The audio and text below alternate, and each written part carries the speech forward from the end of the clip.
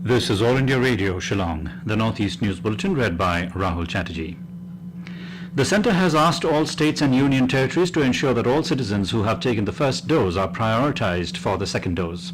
Union Health Secretary Rajesh Bhushan and Chairman of Empowered Group on Technology and Data Management to Combat COVID-19 and member National Expert Group on Vaccine Administration, Dr. R.S. Sharma, yesterday reviewed the status of COVID vaccination with health secretaries of states and union territories via video conference. Mr. Bhushan said states can reserve at least 70% of the vaccine supplied to them from the central government for the second dose vaccination and the remaining 30% for the first dose. However, the states have the liberty to enhance this to as much as 100%. The Nagaland government has announced a one-week statewide total lockdown from the 14th of this month. The decision was taken by the high-powered Committee on COVID-19 during a meeting held in Kohima.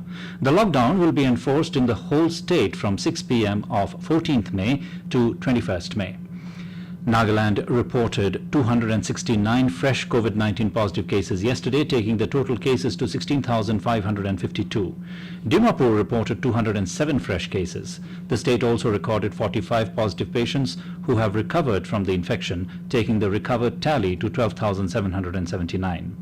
In addition, 5 COVID deaths were also registered from Dimapur, taking the death toll to 145. Presently, there are 3,081 active cases in the state.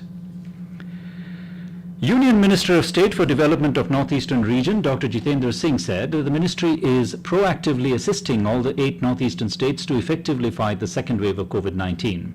Chairing a review meeting with chief secretaries, health secretaries and central government officers on COVID preparedness, Dr. Singh informed that Japan and the United Nations Development Programme UNDP have partnered to provide 8 oxygen generation plants to ensure uninterrupted oxygen supply at hospitals in the Northeast.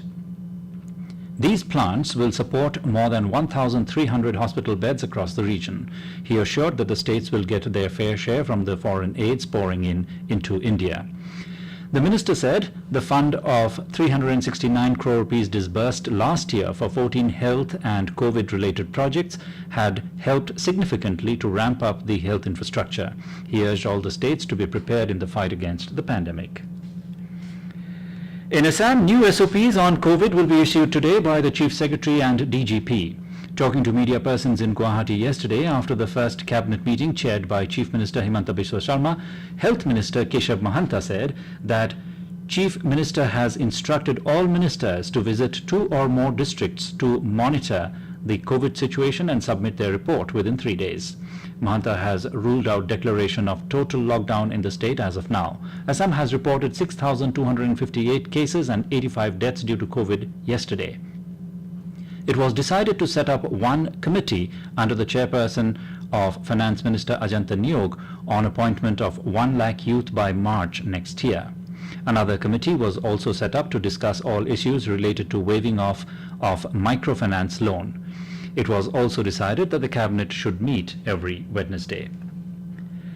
Meghalaya registered 9 new COVID-19 related deaths and 450 new positive cases yesterday, taking the total active cases in the state to 3,297. Meanwhile, 206 persons have also recovered, taking the total number of persons recovered from COVID-19 to 17,040 in the state. The state has 20,579 total positive cases and 242 deaths so far.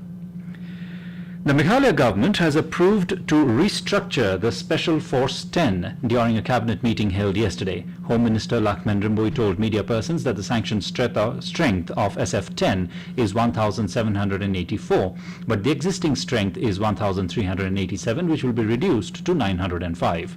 The remaining 482 will be transferred to different districts and outposts across the state. On the need to restructure the SF-10, which was created to tackle insurgency in the state, Rimbui said that following close observation, the Home Department has decided to maximize the productivity of the existing personnel and use the available resources so that there will be better policing in the state. And with that, we end the Northeast News Bulletin, which came to you from All India Radio, Shillong. Have a nice day.